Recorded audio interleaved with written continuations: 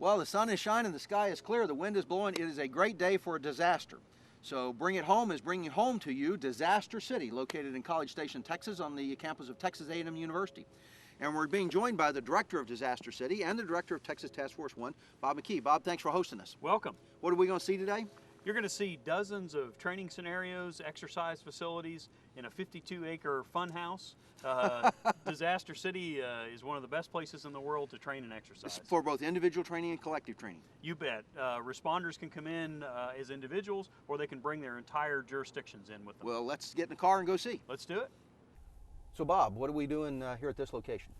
This is our technical skills training area, and right here we do lifting and moving, where we teach the students how to lift and move and position the concrete and the heavy objects away from victims in a time of a disaster. This thing's got to weigh a ton out here. What do they use to lift and move it? They'll lift by hand. So they'll use wood, lumber, airbags. They're using wood and lumber to lift these cement and metal things one off top of the other one? In a disaster, you can't bring cranes in quickly. So you've got to be able to do, as the ancient ancestors did, move these things by hand. So is it a matter of leverage? Is this about using pry bars and wood underneath? Got to get a concrete beam off a school bus and that sort of thing? It's all basic physics and understanding that the tools that we have available to us are a lot more diverse. Now what are we coming up on here right to the right? This looks like a bunch of concrete tunnels here. This is our breaching and breaking area. We have to get through the concrete to get in to rescue people in an earthquake scenario in a reinforced concrete. So whether we breach the concrete, break the concrete, cut the concrete, we've got to get in and through that area. What in the world would I use to cut that kind of concrete? We can use pneumatic, hydraulic, different tools. Many of the tools that you see working on the highway on a daily basis, the saws, all of those are available to us. Now, you got to cut through the concrete rebar? Yes, we've got rebar cutters. So once we get through the concrete, we'll cut through the rebar, we'll make a triangular shape, and we'll be able to get into that confined space. Looks to me like some of those guys are inside that space. Yes, they'll actually work into that space, they'll monitor the space for safety, they'll assess victims, and they'll remove the victims. So you're talking about the whole fire gear, face mat, everything else in the dark filled with smoke with a concrete saw, trying to cut it upside down, Absolutely, huh? absolutely. It's quite a task. What about the walls I see up here? This thing is not built square. One of the other important things is exterior shoring. We have to be able to shore up to hold up either the building on the outside or the inside, and so we do a lot of shoring work to make sure that, again, both the victims and the rescuers it's are safe. built so if the wall is leaning, people know how to hold it up. Don't we use something more modern and high tech than wood? I see a lot of wood around here. Wood is the best, most plentiful resource for us in the U.S. Some places across the world it's not the case, and they would use pneumatic shoring. But we teach the students both here at Disaster City so that they're equipped with all the tools. Because in a hurricane or something else, wood is always available. You look at the site and you pick up what you can first. Let's go on. Bob, tell me about this area we're coming up on here. It looks like a bunch of buildings. Well, we're in Disaster City, and then these buildings in particular allow us to train in different scenarios. The building that's coming up is a single-family dwelling. It's got a basement, all of the things that we'd find in a home. So it's very realistic to find people there. Looks like a collapsed roof. Awnings on top, and then what are all these cutouts I see on the side of the building here? The cutouts are the areas where we're able to breach and break through the concrete to enter a building. Again, an earthquake scenario, for instance, we've got to be able to get in. So those are replaceable panels. So this is how you practice getting through without having to rebuild your building every time. Exactly, exactly. This roof looks like it's collapsed here. Yes, this roof is collapsed. It's a business structure.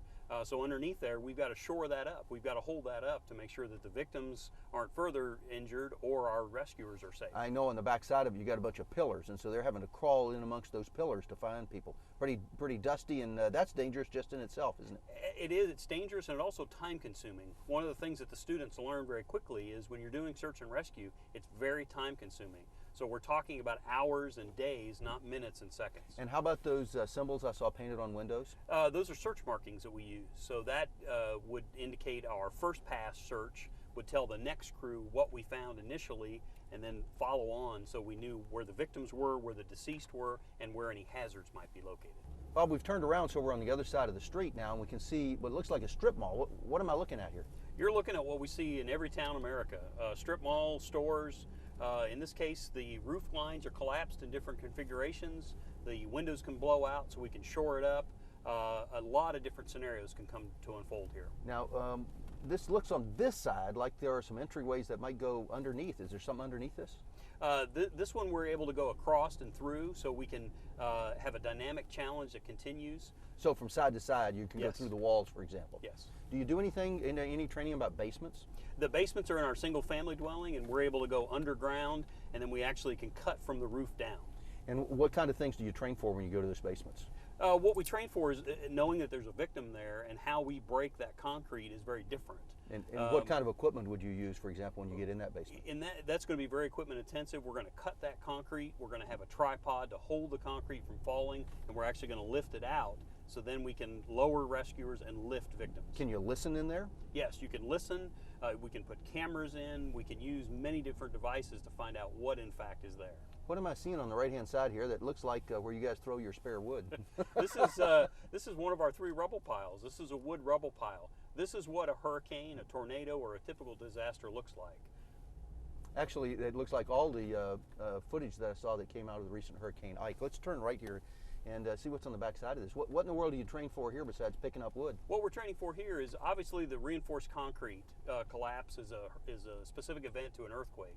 These types of events are what we see often. So we have pre-staged tunnels in and throughout this pile, so victims can hide. Our canine search specialists can use their canines. We can use our cameras and our listening devices. So there are tunnels underneath this? Yes. And when you say victims, you have people that play living people and not living people? We have an incredible volunteer program. It's part of Texas A&M, and we're able to bring in volunteers that give their time, hide for the dogs, and the dogs are actually scenting on real live people. This would be pretty tough for me to cross. The dogs find this challenging? They learn how to work through it. It's got the same nails. In the morning, it's got the moisture. It's real, and a lot of the wood comes from our training props, but again, that's what we encounter in a real disaster. Okay, just a second. We're going to pull up and see what's ahead of us. Bob, we're coming up on what either used to be or is going to be a building here. The thing looks collapsed. What are we looking at? This is actually our newest prop. This is a government complex building. And in and throughout this building are many different challenges, to include a rubble pile behind it, collapsed heating, air conditioning systems, electric systems inside, as well as a hanging slab and a parking garage. So it looks to me like you can practice going right through the cement here? Yes, we could go through the cement on the first floor or the second story. Imagine, if you will, all these heavy tools and equipment. Now you have to suspend them by rope or by ladder. It's a new and unique challenge. Bob, as I look at the holes, I've seen several holes here in the cement. They all look triangular. Is that an accident or on purpose? Actually, that's a good question. A lot of our school groups ask that question. That's the most geometrically sufficient space to get someone in and out. Oh, so you use a stretcher and so forth? Yes. Well, I'm glad to know I'm as smart as a 5th grader. And you got a rubble pile worked in with this, so you'd have to work through that. And hanging slab means there's a big piece of cement hanging off, and you got to worry about whether it's going to fall on your head. Exactly. We saw this at the Oklahoma City bombing in 1995. The slab was hanging over the rescuers, so there's a training technique that we have to teach that shows them how to pin and tie that off. Actually, this does remind me a lot of the Mirror office building. I noticed there's some cars in a collapsed garage here. Yes, we've got cars that are in the collapsed garage. We can put victims in that. So you actually have to make access through that parking structure into those victims and extricate the victims. We're going to turn around here so that the viewers can see this from the other side. Great.